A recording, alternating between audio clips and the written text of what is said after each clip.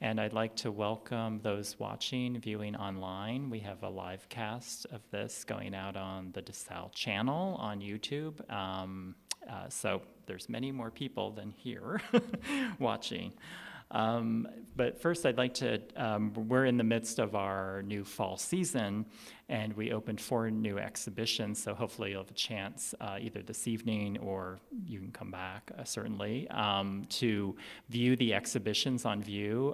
Downstairs, of course, is Michigan Modern, James Haefner, and we also opened a companion exhibition called Building Cranbrook, which also features images by James of the Cranbrook campus, and that's one way that you can see some of the spaces, because a lot of the campus is a private school, so you're not always able to go into those spaces, especially now during the pandemic. But there's some beautiful photography, so hopefully it'll give you an introduction to that experience. And then next week at this same time, so on Thursday evenings at 6 o'clock next Thursday, Allie McGee, who is an artist that's based here in Detroit, and his retrospective is upstairs, will be in conversation with Chief Curator Laura Mott. And then on December 2nd, I will be in conversation with Kevin Atkinson, who's the curator of the Cranbrook Center for Collections and Research, and we'll be discussing architecture at Cranbrook appropriately. And I think I'm going to be quizzing Kevin. I don't know what I'll be doing, but we're going to figure it out, but I think it'll be fun. Kevin's always fun. So without further ado, for this evening, I'd like to introduce our 2 presenters who will be discussing this book, Michigan Modern, An Architectural Legacy, upon which the exhibition outside is based on. So first up is Brian Conway, was appointed Michigan's State Historic Preservation Officer in 1997, a position he retired from in 2020. Trained as an architect, he has been involved with historic preservation and the rehabilitation of historic buildings throughout Michigan since 1980. Conway holds a Bachelor of Science degree from the University of Michigan's Chapman College of Architecture and Urban Planning and a Master of Architecture degree from the University of Florida. He served on the board of the National Conference of State Historic Preservation Officers as an adjunct professor, or was an adjunct professor at the Eastern Michigan University's graduate program in historic preservation. He now resides in lovely out west, one of my favorite areas near Palm Springs, which is another mecca of mid-century modernism. He is the author, along with Amy Arnold, of Michigan Modern, Design That Shaped America from 2016, a book that was published in 2016, which grew out of the exhibition project with the same title, which was presented here at Cranbrook Art Museum in 2013. That project, in turn, informed his next book, Michigan Modern, An Architectural Legacy, the subject of our current exhibition, James Haefner, Michigan Modern. Conway's Michigan Modern projects have drawn critical acclaim and popular attention to the state's important role in the development of modern architecture and design, whose influences were both national as well as global. Tonight, Brian will be joined by James Haefner, who has also worked closely with Brian on both of the aforementioned projects, providing the architectural photography. Jim's involvement in the automotive photography industry spans the last 35 years. He's a graduate of the Rochester Institute of Technology in 1976 and has since created images for domestic manufacturers as well as many European and Asian automobile brands. Jim expanded his architectural photography about a decade ago, where he was able to combine his interest in design with his photographic practice to capture stunning images of buildings and spaces. His sensitivity to the architect's design produces compelling images to help convey their intent and impact to viewers. And those of you not familiar with photography, it's a special talent that it takes to capture architecture. It's a very sub-discipline, very subspecialty. So we're very pleased that he made that transition to help document the world of architecture here in Michigan. So please help me welcome James Haefner and Brian Conway.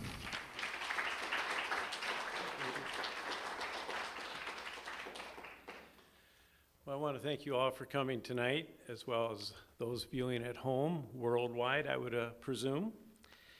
I'd like to thank Andrew for giving me the opportunity to exhibit my work here at the most prestigious and architecturally significant art museum in the country, or close to that, one of them. Cranbrook has had a a lot of significance for me. I grew up in the area, and I used to go to a summer camp here. I also practiced photography in high school. When I was first starting out, I would come here and photograph friends.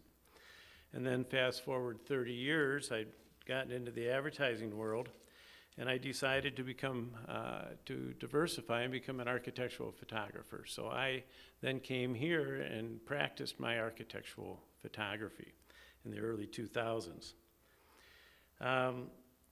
It's now time to discuss the Michigan Modern Initiative. So I'd like to introduce the author of Michigan Modern and Architectural Legacy, and his name is Brian D. Conway. All right, Brian. Thank you. Can you hear me with this mic? Thank you. It's great to be here. Thank you, Andrew, for that nice introduction. It's great to be here once again. I've spoken in this auditorium several times, but it's extremely important that we're here at Cranbrook. There would not be a Michigan Modern story if it weren't for Cranbrook as one of the players. So what I want to do is just tell you a little bit about the background or how it is that I myself and my office, when I was with the State Historic Preservation Office, got involved with the story of Michigan Modern, and how it eventually led to my meeting Jim and this book that we're talking about tonight. So let me find the clicker here.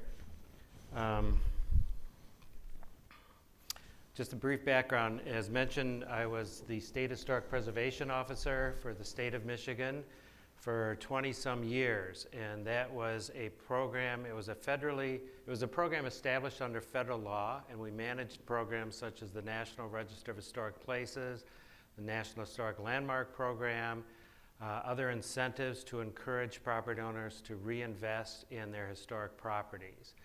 So we saw, let's see here.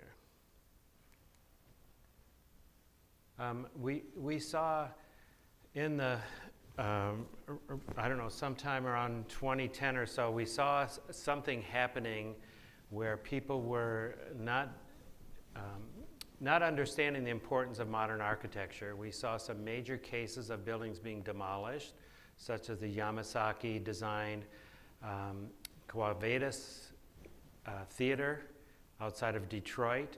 We also saw the Marcel Breuer Library in Grosse Pointe being threatened, and that caused an international stir. And then, of course, we saw many neighborhoods going through transitions where properties were being underutilized and perhaps torn down for McMansions or whatnot.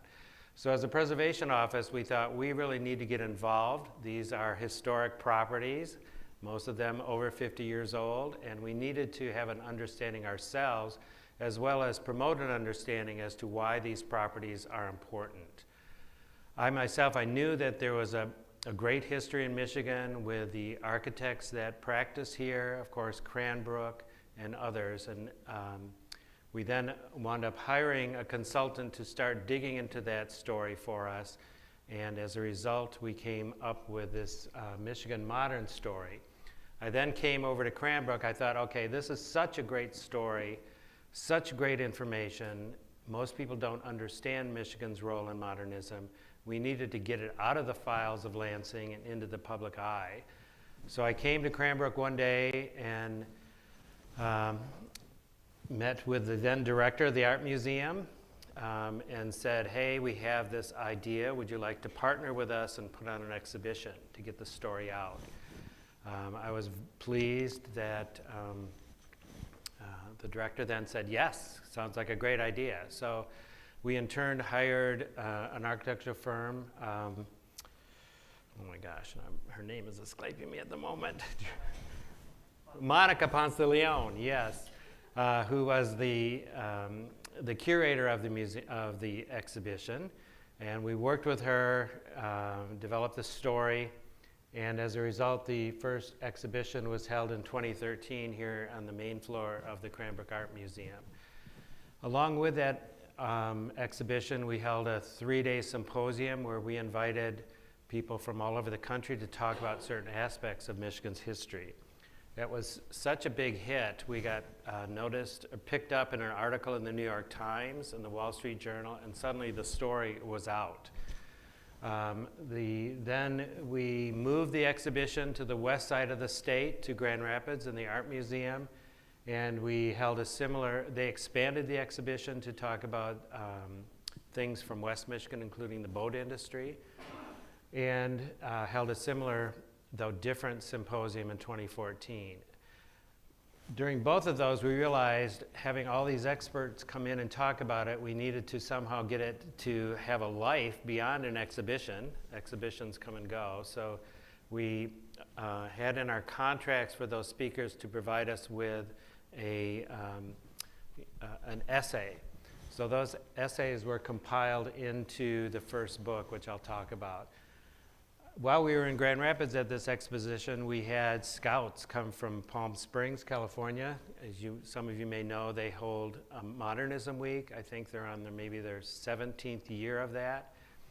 So of course I was familiar with the Modernism Week, but had never been to Palm Springs. And we saw on the attendance list these two guys from Palm Springs, wondered who the heck's coming from all the way from Palm Springs. And they followed me around and said, you need to come out to Palm Springs and tell this story. So they asked me to put together a full day on Michigan. And this was the first time during Modernism Week that they had done anything on a particular state, let alone one full day on one topic. So I invited several people that I knew were experts to come out there with me, and we put on a day, which was very successful. And then they kept inviting me back to speak. Now I live out there. Once you taste the sunshine, the warm weather, it's hard to resist. So then, as I mentioned, the first book was published in 2016, which is a compilation of essays, and that really tells the story more than, the second book is great, but the first book kind of tells you why Michigan is so important in the national scene. And it won a Notable Book Award in 2017. And then we were honored in New York City with an award from DOCOMOMO, which stands for the Society for the Documentation and Conservation of Monuments of the Modern Movement. So it was quite an honor to receive that award in New York.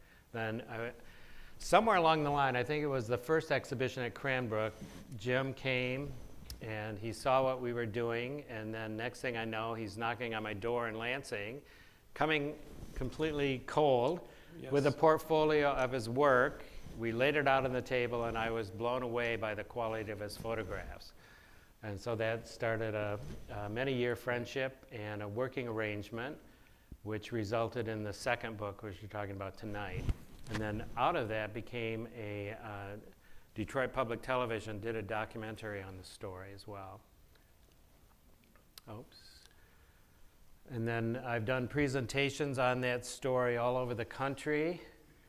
And then, of course, as we see today, Jim is following it up with the exhibition here at Cranbrook, which this is the third installation, and hope we'll have many more after this. I hope so, too. So I actually met Brian a little before the first exhibit here, and I had gotten word about it, and I thought, how come I don't know about this? I try to keep my ear to the ground, and so I actually contacted him before the exhibit here, and we produced a poster from That's some right. photography I had done at the Tech Center on the lobby of the design staff building. That's right. So we did that poster, turned into the cover of Design That Shaped America, I believe. That's right. And then we started thinking, what could we do next? And so he had gotten a copy of a book called L.A. Modern. That's right. From his son, It's who's all an coming architect. back. Yes. So his son gave him a copy of a wonderful book, L.A. Modern, and we thought, well, let's do this. Yeah. And we were lucky enough to find the funding, and we got underway. I started the photography in 2015. Right. And I worked on it for 3 years. I shot 34 locations around the state, produced somewhere around 1,200 or 1,300 images, and it was edited down to 227 that are in the book. And at some point a little later, you'll see all 227 images, but we're going to do that quickly. Right. Then I guess it was fall of 2019, so 2 years ago, I sent out proposals to museum directors around the state with a copy of the book, and I was lucky enough to get some positive responses. The first exhibit was at the Denos Museum, but unfortunately, when it was at the Denos, the Denos wasn't really open, and there weren't really students on campus. COVID really put a damper on the museum world. And then it moved to the Fredericks Museum at Saginaw Valley State University, and I was lucky enough to have Andrew think it's worthy to put in his exhibit hall. So here we are, and Brian, is this? Sure. So Jim reminds me that one of the reasons I got involved with this, I mentioned the historic preservation point of view, but I also was out in Los Angeles and I saw an exhibition there called something like The Birth of Cool. And on the cover of the catalog was all Michigan products. And I said, wait a minute, we have to tell our own story. So that got me going on this. And I think as we got into the story, and a lot of this came out of working with the curators and the staff here at Cranbrook, we came up with the name Design That Shaped America because Michigan really had a tremendous influence on the rest of the country. We claim that we defined the American dream. Our automobiles forged a new lifestyle. Our furniture from the west side of the state revolutionized homes and offices, and our architects characterized an era. I'm going to go through this story real quickly because this is a whole nother hour-and-a-half lecture.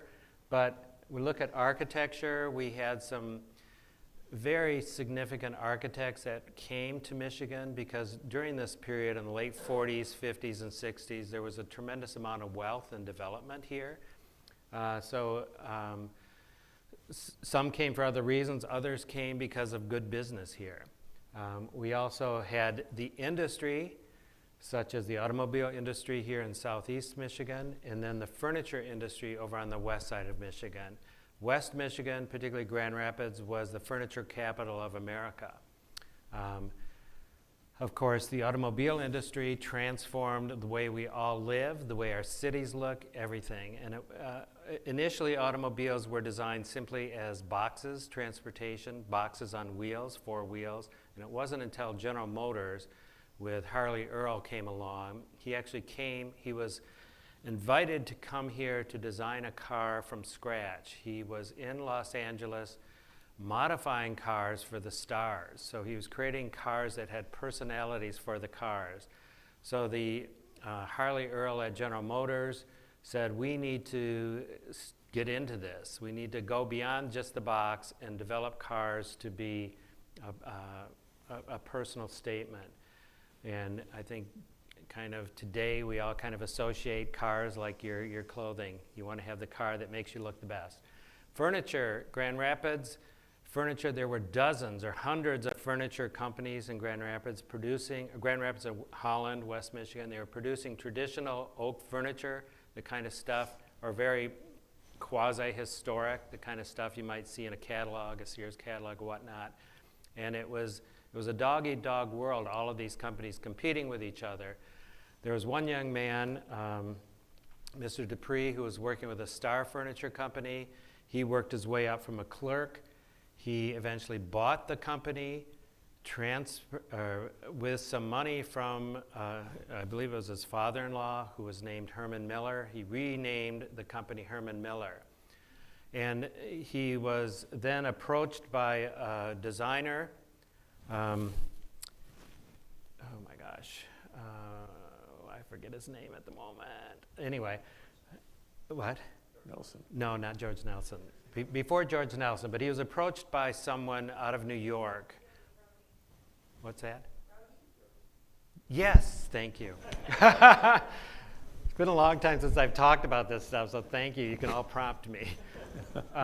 Anyway, Gilbert Rohde came in to visit Mr. Dupree. He went to a lot of different furniture manufacturers with a roll of drawings. Most of them dismissed him, but Mr. Dupree, for whatever reason, liked what he was doing and hired him to design some furniture. Some of the first, I think he first said, well, okay, we have this century of progress going on in Chicago. There's some model houses. Les designed some furniture for those houses. And it was so well received that he hired Gilbert Rohde as the first head of design at Herman Miller. He then passed away, and Herman Miller Company searched around for a new director. They saw a publication out of New York with some furniture by George Nelson, and they invited him to come out to Michigan, and he just coincidentally got along real well with Mr. Dupree. They formed a friendship, and then George Nelson became became the second director of design there at Herman Miller. Now, he could have been, the only designer there, but he knew what was happening here at Cranbrook with some of the other furniture designers, Charles and Ray Eames, others.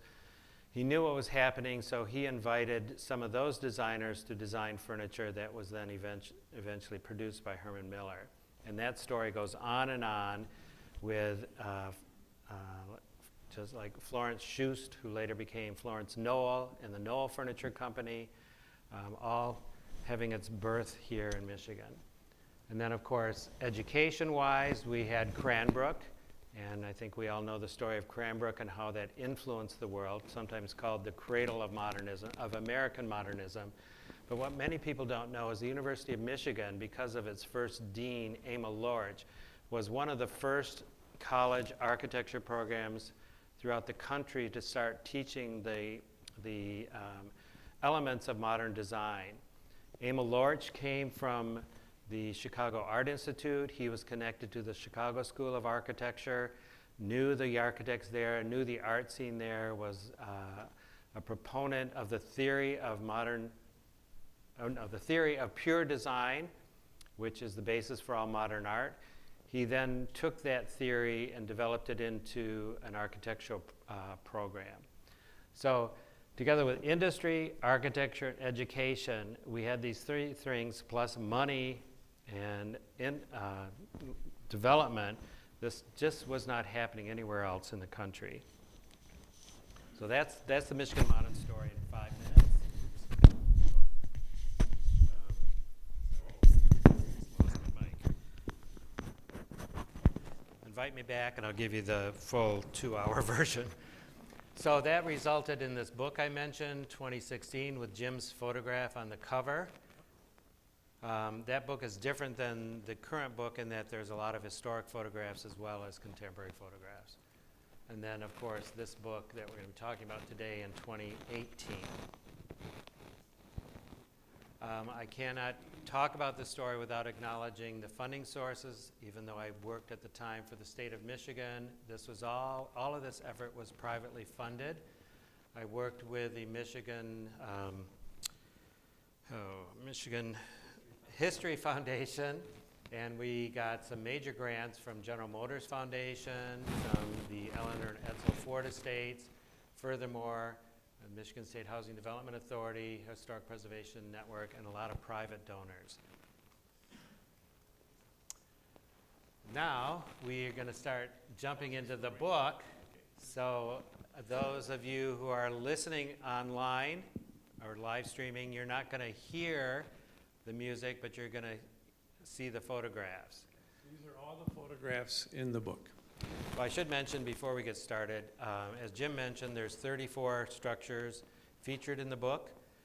And many people ask, well, how did you select the 34? Well, that was quite a process. We started out with a list of well over 100, and we started narrowing it down. I wanted to have geographic distribution across the state as much as possible. I wanted to have representation of both Michigan architects and internationally known architects. And I wanted to cover the period roughly from the early days of Cranbrook in the late 1920s on up to, it actually goes up to 2012 because I think that's when we started developing the idea. So, and then the list got further whittled down because we needed to have permission by every property owner. And some said, I'm sorry, my house is a mess, no thanks.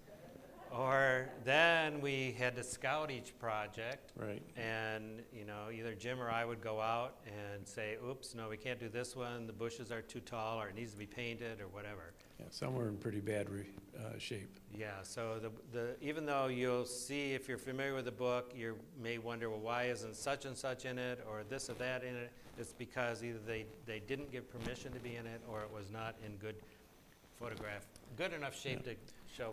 Well, and also generally, we were following the storyline that Cranbrook was the genesis of the modern design movement here. And so it helped if you worked for Saarinen. That was one of the, not prerequisites, but it influenced our decisions. Yeah, I'm embarrassed. We should have had one of your houses in there. Yeah, it was, Brian? well, I didn't know you until later. Yeah, all throughout the whole process, I've met some wonderful people involved with this, so I'm sure we could do a second book, I'm sure, without a doubt. Yes, we could. But hold on to your seats. Yeah. Those of you will not hear the music, but we're going to give you a quick flash show of all of the photos. I don't think it's all of it. Is it all of them? Every one of them. Every Yep. single photo that's in the book, so hang on.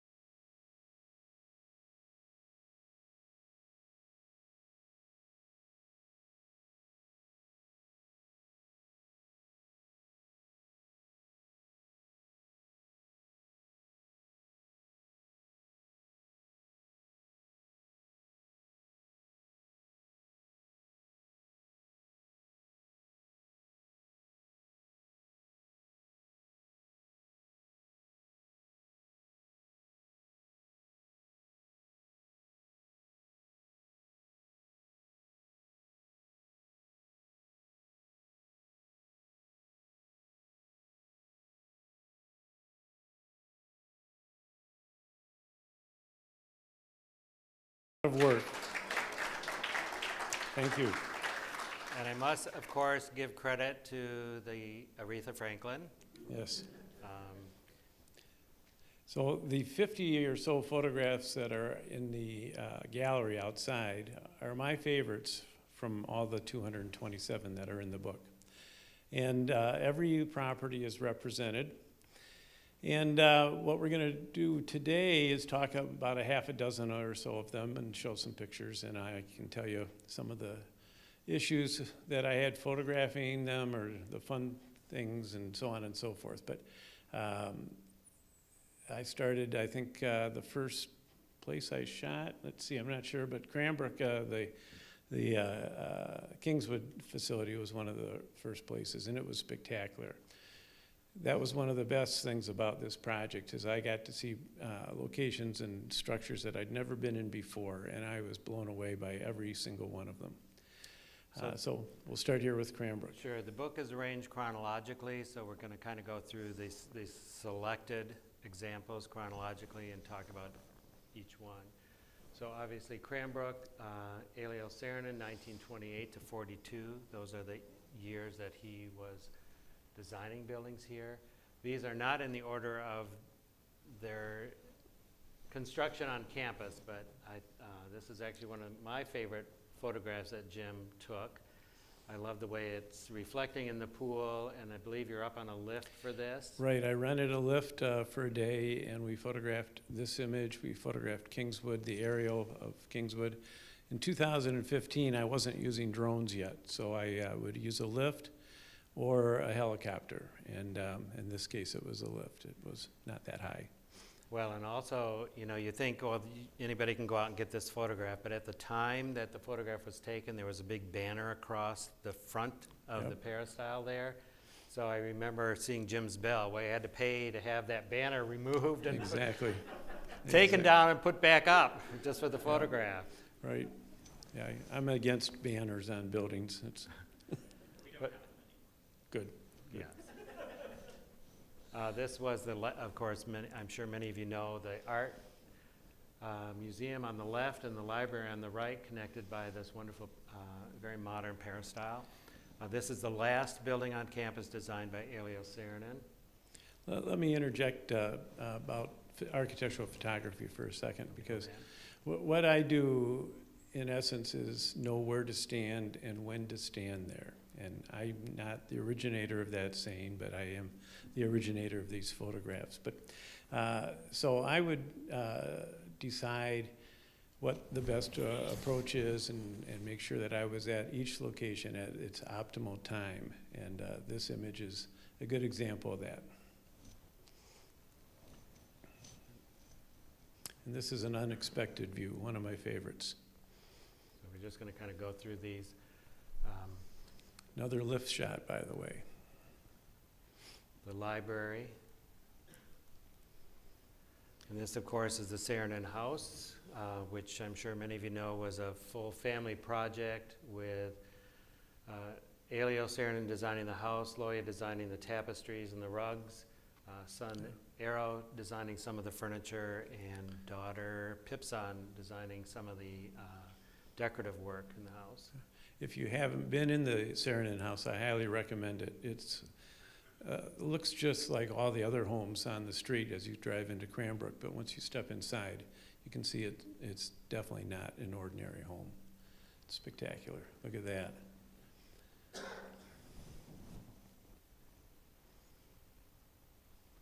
The detail in there is just incredible. And This photograph, by the way, is not in the book, but I loved it, so it's here. this would have been the architectural studio.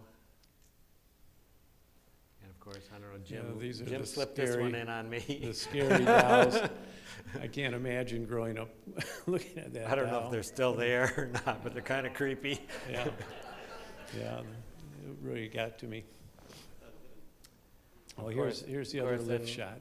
Kingswood, the girls' school. And you can see Elio Saarinen's progression from more traditional to more modern. This would have been his, I believe this was what, his third or fourth building on campus, something like that. Beautiful tile work. Yeah, Pwabic. In the auditorium building, or auditorium space within the building, excuse me.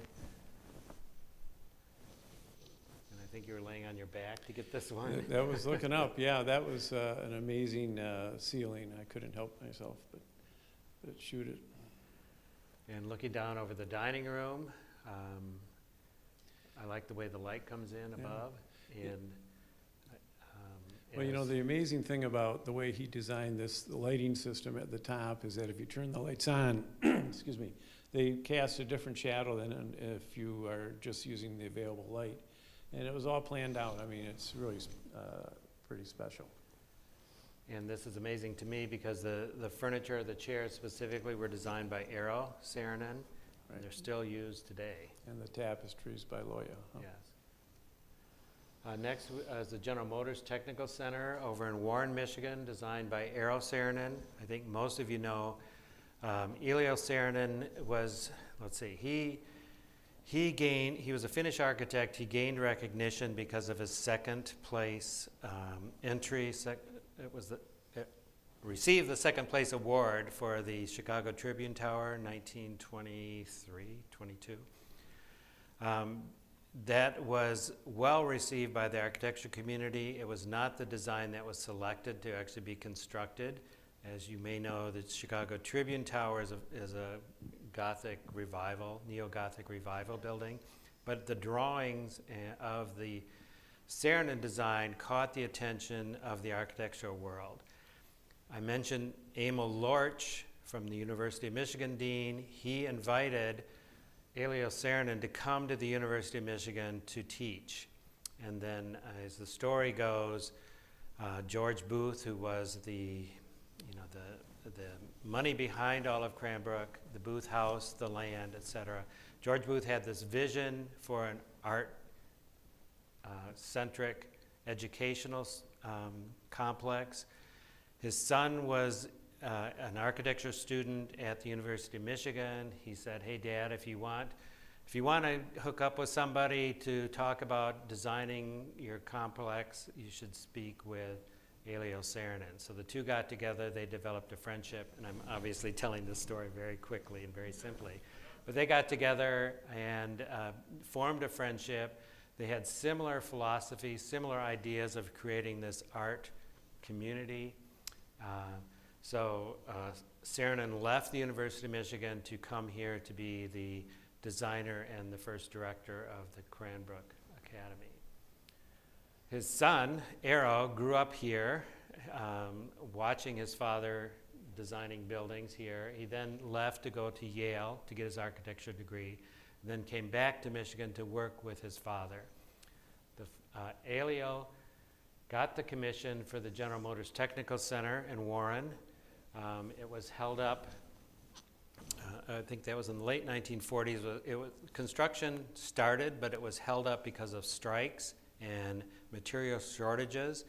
By the time it got restarted in the early 1950s, Elio was in poor health, eventually died in 1950, and it was Harley Earl, the chief designer at General Motors, that convinced the board at General Motors to hire the son, Eero, to complete the design of the project.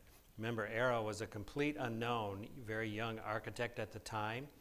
He took his father's preliminary designs and reworked them to come up with the designs that were actually then constructed. The campus is out in Warren, which at the time was farmland. Ironically, it was land that was also under the eyes for the Detroit Metropolitan Airport. But I guess General Motors won out and got the land and constructed this complex. The design is there's, I think, 4 or 5 main building complexes around 3 sides of this long man-made lake, and the 4th side is the grand entrance. So I've been very fortunate to photograph the Tech Center many times. The first time I shot it, I believe, was 2012 at the design staff lobby. And that picture, one of those pictures, became the cover of the first book. This shot would have been done earlier than it was. It took several years, like 3 years, to get permission to fly a drone over the Tech Center. And they were funny. They closed all the curtains of the design staff building so that I couldn't fly my drone too close and capture any secret cars. But anyhow, this is not a lift, not a helicopter, but a drone, which really has helped architectural photographers tremendously. Right. So this commission, being for the world's largest corporation at the time, and because of its strikingly modern design, it caught the attention of the world. Again, everybody was looking at General Motors and what they were doing in the post-war years. And the architecture itself was very innovative for the period. So it received national attention. Eero Saarinen himself was featured on the cover of Time magazine over his portrait, or his mugshot put over the plan for the complex. And that's the design staff building on the left there. So this is a early, not the earliest, but an early curtain wall system.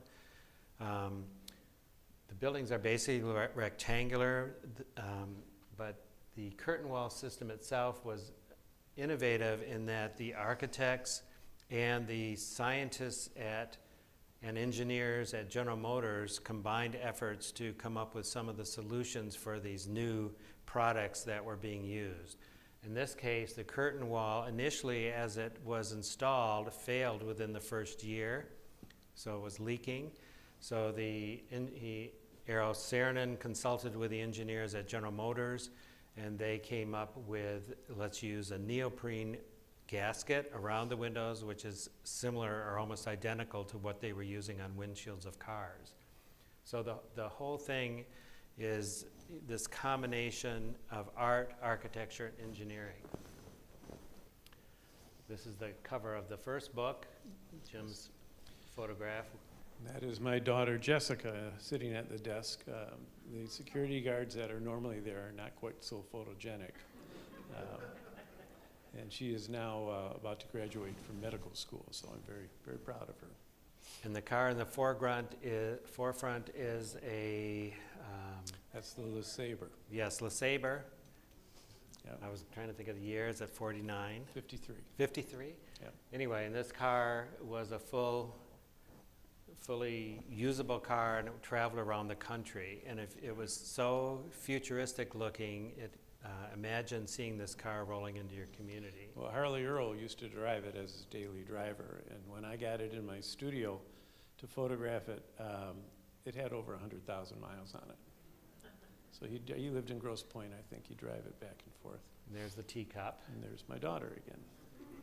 And thank goodness I almost said to Jim, whoa, who's that model? Who's that hot chick, huh? The lobby, these very large expanses of glass, and I believe, I want to say there's 5 complexes. Several of them have magnificent lobbies with very unique staircases as features. You can see this staircase is hung above a pool on tension rods, and they're very thick sheets of, I'm not sure if they're marble or terrazzo, but Yeah. probably marble. This is the inside the dome, where it's designed specifically to be able to photograph the cars and show off the cars without shadows.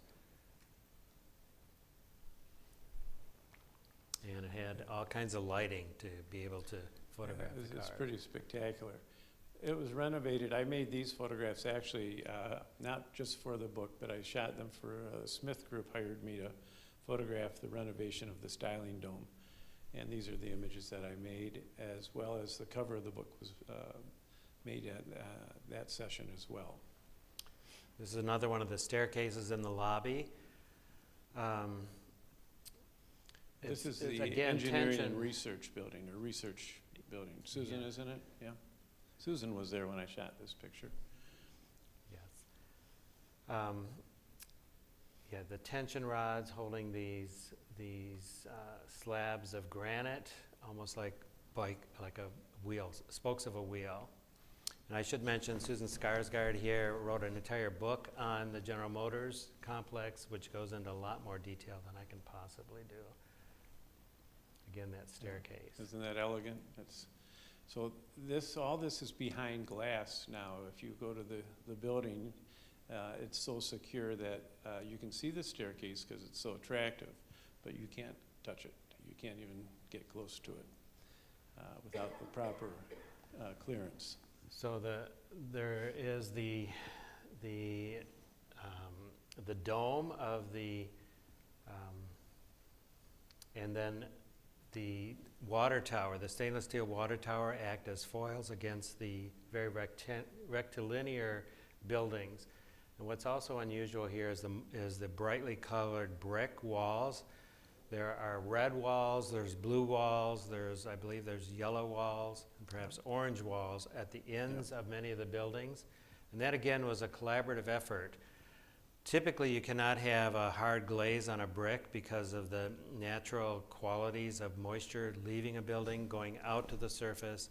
And if it's a hard surface like a hard glaze, the water in this climate, the moisture will freeze and the brick will spall off. So the architect Saarinen knew that was a potential problem, but he wanted these colors. So he worked with the engineers at General Motors who were using ceramics and the spark plugs, and also with the ceramic artists here at Cranbrook to come up with the colors and a glaze that would still be porous but would give you these bright colors. And I would say they're just as bright today as the day they were installed. Right, There's the Alexander Gerard had a lot to do with this. Yes, Alexander Gerard was the colorist at the time. Okay, moving on, the Dorothy Terkel house in Detroit, designed by Frank Lloyd Wright. Michigan actually has the third largest collection of Wright buildings in the country. So we could have done an entire book on Wright, but instead we selected, 2 of Wright's buildings? No, we have 4. 4? 4. But this one is unusual in that it's this is a 2-story, what Wright called a Usonian automatic. He first started experimenting with concrete blocks out in California, Los Angeles area. He then developed this system of these blocks that in theory a homeowner could use and mold these blocks themselves and build a house. And actually there's a subdivision over near Kalamazoo called Galesburg, and then there's another one, I forget the name of it, Taliesin, I think. No, not Taliesin, but anyway. Did you know? Parkland Village, that's right, where the homes were actually constructed by homeowners using molds to create the blocks. This one obviously was not. This Dorothy Terkel was the daughter of someone who developed parking lots in Detroit, made a lot of money, thus she had a lot of money. She was married to a physician. She read the book Natural House, written by Wright, and wrote him a letter saying, could you design a house for me? I need this, that, this, and that. She had 4 kids. And he wrote back and said, yes, I will design a house. And he proposed a house which was what he called inline, just one rectangular piece. She then later said, okay, yes, I'd like to have this built, but I wanted to have an extra L on it for an extra bedroom because I have 4 kids. By the time the house was constructed, she divorced from her husband, and she and her 4 kids moved into the house and lived there until she passed away. The house then saw some rough times in Detroit, and it wasn't until the current owners purchased it, it was in pretty rough shape, and they did a beautiful restoration of the house, taking it back to its original appearance based on photographs. And ironically then, I guess it was several years ago, while they were away, the house, I think it was when we had one of those deep freezes in February, the heating system, being hot water, froze and the pipes burst and the place flooded, so they had to go through a second restoration. But yeah. They've done a beautiful job. Yeah, they really have, and the gardens are wonderful. And Jim has captured the light here, I think, so magnificently. Thank you. At times, they will open the house up to garden tours. I know Palmer Park has a annual tour, and this house is usually on it. So if you happen to see that on a email that you get, I highly recommend you attend. It's really a cool house. Looking back, it's unusual. Most of his Usonian houses were one story, one floor. This is 2 stories with this balcony overlooking what Wright called the music room, actually what we'd call today the living room. And this was the family, so-called, we would call it today like a family room or study on that L, which Wright added to the plan. Some of the detail of the blocks, each one of these blocks was custom made depending on the corners and installation of the windows, etc. This is the second floor balcony. Moving on, I don't know how are we doing on time? We got to step it up probably. Lafayette Park, many of you are familiar with this in Detroit. Designed by Mies van der Rohe. Mies van der Rohe was German. He was connected to others like Marcel Breuer, Walter Gropius. He was actually the last director of the Bauhaus in Germany. He then came to Chicago, and he was hired to design Lafayette Park in Detroit, which in the 1950s, 56 to 63, which was the first urban renewal project in the city of Detroit. If you're familiar with urban renewal, it was an effort in the 50s to remove blight in communities. There was a lot of federal money went into these projects. Unfortunately, this project wiped out an African-American community called Black Bottom.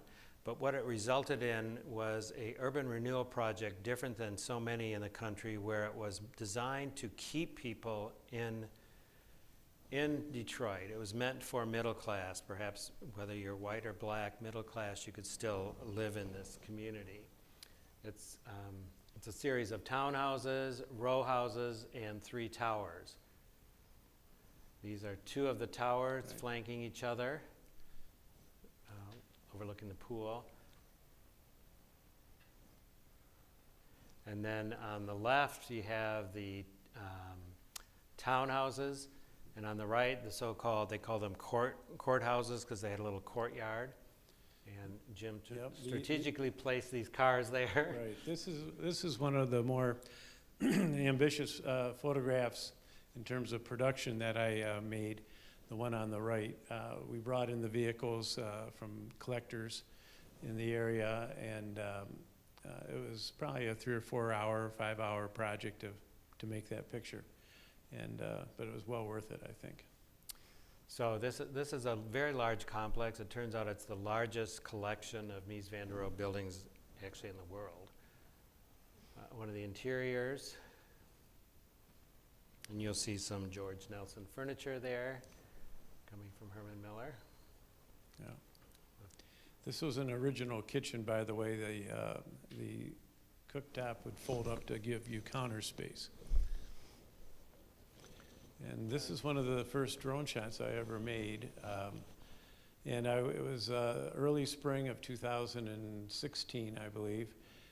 And I found out that you had to be careful of nesting birds because they took offense at drones. And I kind of got chased out of there by all kinds of crows attacking my aircraft.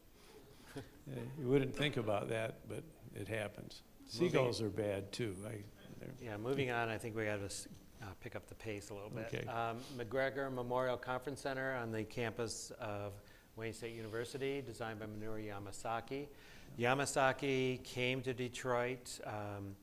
He was hired by Smith Henchman Grills, which is the longest continually operating architectural firm in the country, now called Smith Group. He was specifically enticed to come to Detroit to bring modernism to Smith Henchman and Grills. So he worked in partnership with his, other architects, worked both in Detroit and St. Louis, designed the St. Louis airport. He then, for health reasons, stepped back, took a tour Europe and Asia, came back, and this is one of his first buildings after coming back with a new inspiration in the late 50s. This was designed to be like a college union or community center on the Wayne State University campus. It is sitting up on a plinth overlooking this water feature. This was the first water feature that Yamasaki used, which then we see in most all of his commissions following that. When I first got involved with this project, this water feature had been, being in Michigan, it was empty, it was leaking, they couldn't fill it, and we worked with the university and they came up with some money and they hired Quinn Evans to rework the pool and get it refilled. So it was quite a feat to get that back to this current state. Yeah, they did a wonderful job. In fact, Quinn Evans hired me to photograph the building, and then I went back for the interiors when I shot the book. So this might be called New Formalism. It's very modern, but also has some classical themes to it, which you'll see in a second. But it has this large atrium that goes down the spine of the building, which I think we have an interior shot. We do, yeah. It's one of my Here's favorites. this interior spine, but you can see it's really a series of columns with these triangular capitals on them, although obviously very modern interpretation of a classical, almost like a cathedral inside. I had to wait for the sun to be in the right spot, perfect. obviously, here. And right before I took this picture, it clouded up. And I was really disappointed. And then, like, for 2 minutes, it opened up again, and we made the picture. And then it clouded up again. So I was very lucky. And here again, we see this classical order of columns and capitals, although very in a modern interpretation. He goes on later and uses a lot of screens in his buildings. And here's a night shot, dramatic, almost spooky. Yeah. Over on the west side of state, over in Norton Shores, is St. Francis de Sales Church, designed by Marcel Breuer, 1964 and 66. Marcel Breuer had a connection to Michigan in that, well, I'll talk about it later when we look at the Hawkins Ferry House, but he was first brought into Michigan to design the library in Grosse Pointe. He was then commissioned by the parish over, this is a Catholic church, a parish over in Norton Shores, and he came up with this design for this building, all concrete, but it has a very strong sweeping front and these trapezoidal parabolic sides, meaning they curve in two directions. They curve this way and this way. So it gives the whole building, even though it's concrete, it feels like it's constantly moving. So it's quite remarkable, that contrast of the heavy concrete and the movement of this building. I think we'll see an interior shot where that's illustrated. Yeah, and Jim, Really it's well. hard to capture the angles on this. If you ever get over to West Michigan, go and see this building, because it blew me away when I first saw it. Yeah, But it likewise. curves from the ground up to the sky, and then it curves from the front to the back. And it has this channel or trough that holds the bells at the top. Yes. And then inside, when you walk in, because of these trapezoidal parabolic walls, you lose all of your perception of, normally when you're in a space, you see the four walls and you have a perspective. You're in here and you lose your perspective. Yeah. In fact, I went in there, was with my son, who's an architect in Los Angeles, and I said, well, I wonder why he didn't design this to be symmetrical. He said, it is symmetrical. I said, no, it's not. Yeah. And then you walk from one side, you can see it seems like it's leaning, but it's not really leaning. And you walk to the other side and it leans the other way.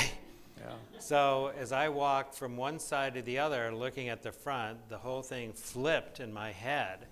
And that was my first and only religious experience. But it's quite That's remarkable. There's 12, well, these ribs that go across the ceiling or the roof line, they come down the line representing the 12 apostles. It is actually, the altar is right in the center. This, I believe, There is should be actually a s- taken from the balcony. There should be it's. Yeah, might there be. they are together, one side to the other, so you can see how it kind of flips. Isn't there a center shot? No. I don't think, oh, There we there's go. the center. Yeah, There's there we right go. on center when you can see it is basically symmetrical. But it's very monumental in a way. If you're not, your first impression, it's kind of disturbing too. This is another place I highly recommend people visit, because it is such a striking design and unexpected for the west side of Michigan. There's another location that I photographed, which is the UAW complex up at Black Lake, and Which that's is in the book. equally as impressive, and I don't think we go over that here. No, Yeah. it's in the book. It's in the for book, sure. yep, definitely. Next, we're moving back to Grosse Pointe, the W. Hawkins Ferry House, William Kessler, 1964. Hawkins Ferry was himself an architect. He went to Harvard. He worked under Walter Gropius. He came back to Detroit. He was the grandson of the founder of the Ferry Seed Company, which then became the Ferry Morse Seed Company, the largest seed company in the world. So he had a lot of money. He didn't actually practice architecture. There's a couple houses in Detroit he designed, but they're kind of not, they're inconsequential. But he had this vision of this house.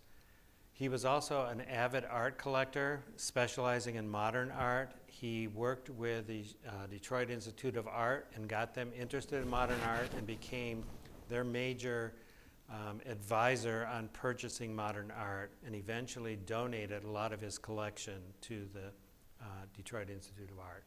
So he had this house designed not only for, he was a bachelor, he had the house designed to house his collection of art and also to have a show place to entertain. It sits on the shore of Lake St. Clair. It's, as I mentioned, designed by William Kessler. Kessler came here and he worked, he worked for Yamasaki for a while and then partnered with several other people, and then eventually on his own designed this house. I think you worked for Saarinen as well at one time. Yes. Yeah, many of the architects would work for Saarinen and then work for Yamasaki and back and forth. So this house, you can see it's got a very heavy roof line sitting on very slender stainless steel encased columns and supported in these large glass panes, and you'll see the glass goes all around the top, so it seems like the roof is just floating on the top of this house. Actually, there was an original painting in that wall where you see that modern-looking painting, which I actually saw now in the Bridges Art Museum down in Arkansas. Oh, really? Yeah, I just ran into it. It's like, whoa, I've seen that before. This is the front as you approach it off of Lake Shore. And you can see, again, how that roof is suspended. Kind of floats on that glass, but it's on a 15-foot grid with these 4 divisions on the front facade. And again, you don't understand the scale of this. I think those planters are about as tall as a person, maybe a 6-foot person. Yep. But it's very monumental as you walk up to it. There's that door, even though the door is cut about halfway to open, but it gives you the illusion that it goes all the way up 2 stories. Again, this house had been lived in for many years after Mr. Ferry died. It was lived in, saw some rough times, and it was then purchased within the last 10 years by a young couple who completely restored it, including restoring all the terrazzo and the terrazzo staircase, this wonderful circular floating staircase, all back to the original designs. There's that staircase.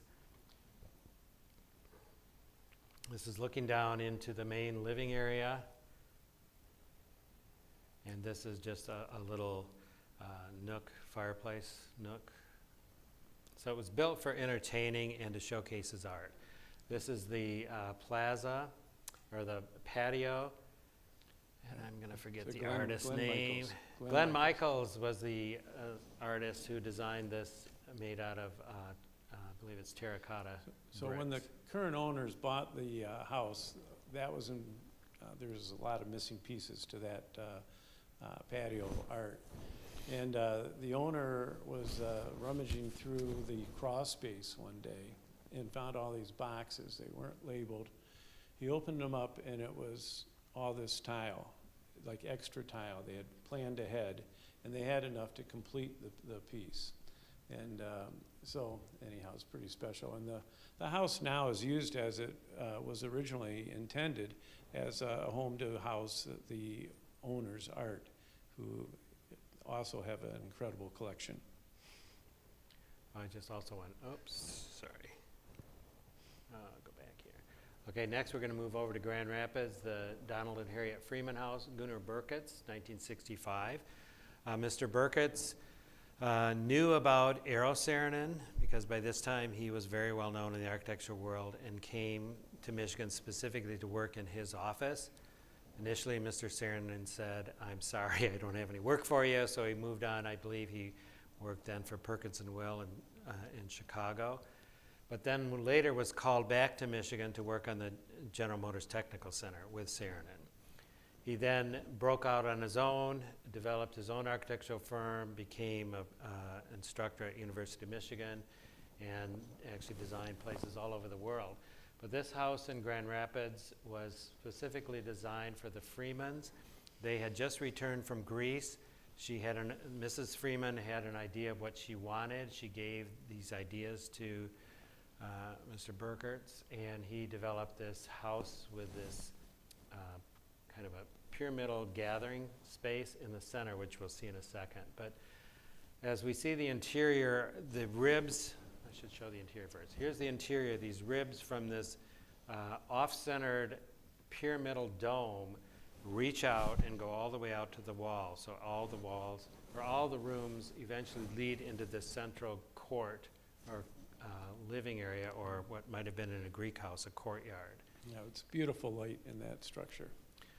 And yet with that light coming in from the top, and again, everything is asymmetrical, so you can see whatever that is, that inverted pyramid at the top is actually off-center, which was obviously all intentional. And Oops, there we it go. is. So there we have those ribs coming all the way out to the exterior. And there again, some of the ribs. And there's those ribs leading out into the bedrooms. Next, we're going north to the James and Jean Douglas house, designed by Richard Meyer, 1971 to 73. Mr. and Mrs. Douglas saw a house designed by Meyer, the Smith House in Connecticut. They liked it. They contacted him to see if they could have him or use his design to build a house in Michigan. It was originally going to be, they had a lot, and it was going to be built on this lot in L'Arbre Croche, which is just south of Harbor Springs. But the problem there is that development had restrictions, and they wanted all the houses to be natural looking with unpainted cedar siding, which Meyer said, no, I'm not going to let you build it there because my houses are white. So they searched around for another piece of property, and they came up with this property overlooking Lake Michigan. The challenge, of course, is that this is a very steep slope. So, To say the least, it's a steep slope. so it's kind of, it's It'd be perched. unbuildable now.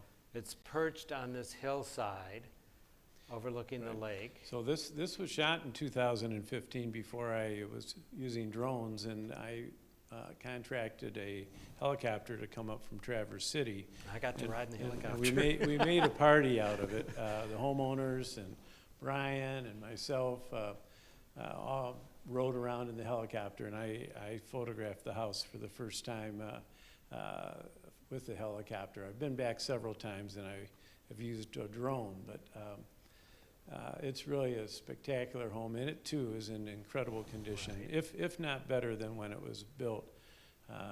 Interestingly enough, Todd Williams was the architect of record. He worked for Richard Meyer at the time, and he was there daily while the house was being built. So you And, can see the front, what's called the front facing the lake, is actually almost entirely glass. It's multi-level. I think there's 3 or 4 levels. Yep. And it's perched. It's built on tall telephone pole-like pilings, and then it's basically a cube sitting on these pilings. Okay. This You're is how you walking at approach the top. building from the road, so you have no idea of what you're entering. And I remember the first time I went into this house, you walk in that front door and the entire house drops down below you, and you have all this glass, and you're overlooking the water, and you feel like you're being pushed out over the water. It's just incredible. Yeah. And of course, Meyer incorporated, knowing this site, it's different than the house in Connecticut in that he incorporated a lot of nautic ideas or boat-like ideas, like the metal railings, I don't know if you saw the chimney pipes. There's the Yes. chimney pipes, all reminiscent of a ship. So you do feel like you're being And that pushed in was- this ship That over the was lake. taken when you just walk into the house, that's what you see right Yeah, there. so you enter up above, and the whole house drops down below you. Because it's all, even though there's 3 or 4 levels, they're all interconnected by this one major space. Interesting, Jim mentioned the current owners have done a beautiful restoration job. Some of these big windows had to be replaced because they were just deteriorated. So they had to have a crane that would lift the glass windows over the top of the house down to the lakeside.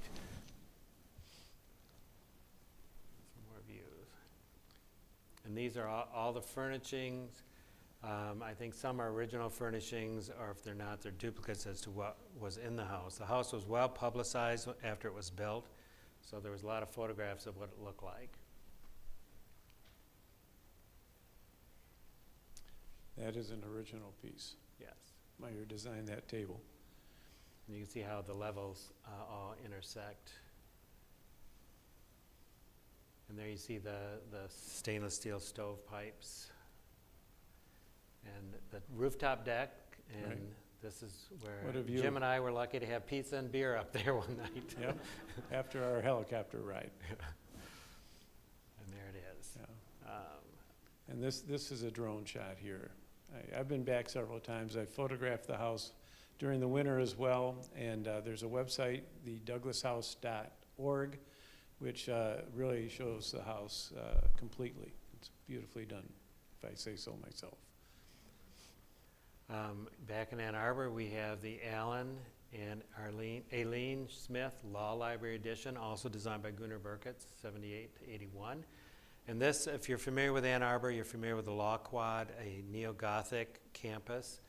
And the main library building is the center of that quad. And they needed to expand the library, but nobody wanted to put an addition on that library building. So Gunnar Burkitz came up with the great idea of let's put the addition below ground so you can still see the main building. You know, and your initial thought is, who wants to be in a library in the basement? But definitely when you're in there, you have no idea that you're below ground because there's so much light that comes in through this light well that also allows you to look up at the Gothic Revival Library building. Right, there's another picture that illustrates the light better. Again, this is in beautiful condition today. Yeah. There, isn't that amazing? Yeah, he used a series of not only glass but mirrors to reflect light down into, I think there's, what is there, Three stories? 3 levels below ground. Moving over to Ada, which is north of Grand Rapids, we have the Scott Devon House, designed by Dirk Lohan.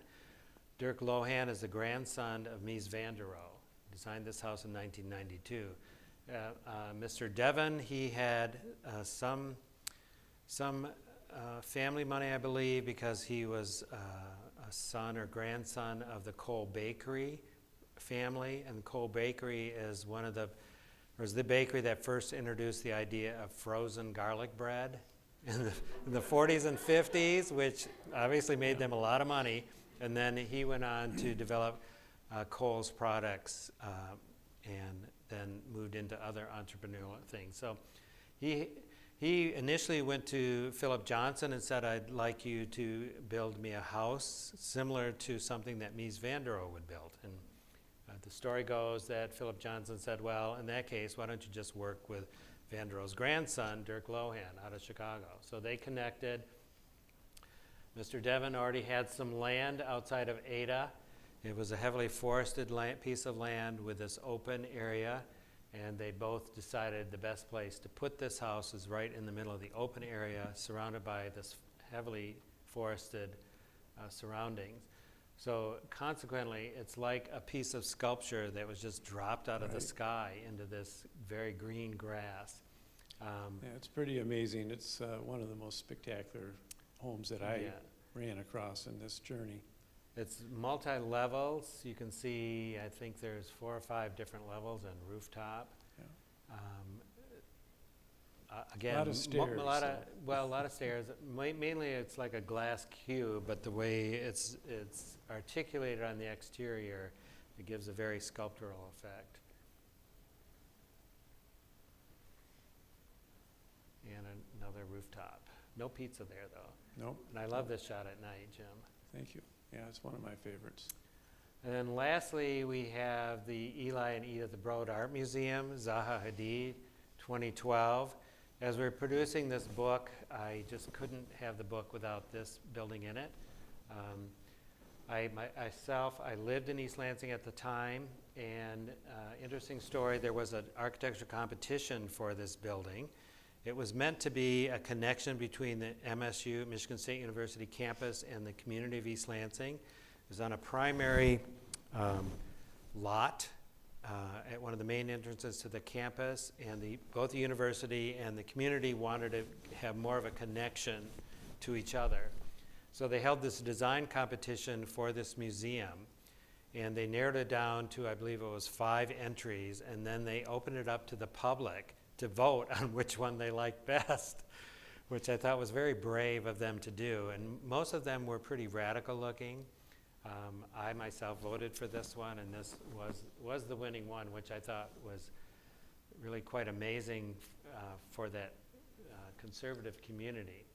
But Zaha Hadid, she unfortunately has passed away, but she was well known. She was the first female to win the Pritzker Architectural Prize. And this is one of her notable commissions, although it's one of her smallest commissions. It's a very small museum.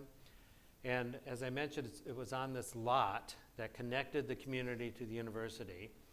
Oops. And again, it was one of those situations where none of the walls are parallel. Yeah. So you walk in, and again, when I walked in, even though I've been dealing with architecture all my life, I walked in and I got dizzy at first. And I've always said, good architecture has to have an emotional impact on you, and this one certainly did. This is the staircase, and even the exhibit space, none of the walls are straight, so I'm sure it's a challenge to hang art, but well, there's a lot of handprints on that far wall, including Brian's. mine. Yeah, yes. Because people walk up to it. You walk up to it, your feet hit the bottom, and you go. Yeah. Because you're looking at the art, but you can see it's very dramatic. And the exterior is a series of zinc, I believe it is, fins.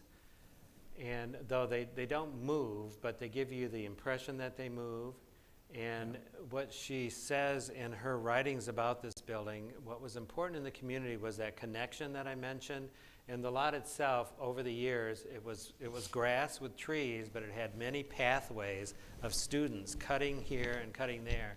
So she took that idea of pathways and articulated it with these pathways in this folded metal.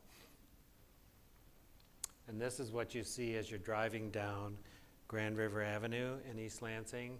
So quite jarring and quite different than the more traditional collegiate buildings on campus. So with that, we conclude and say thank you. Thank you, everyone.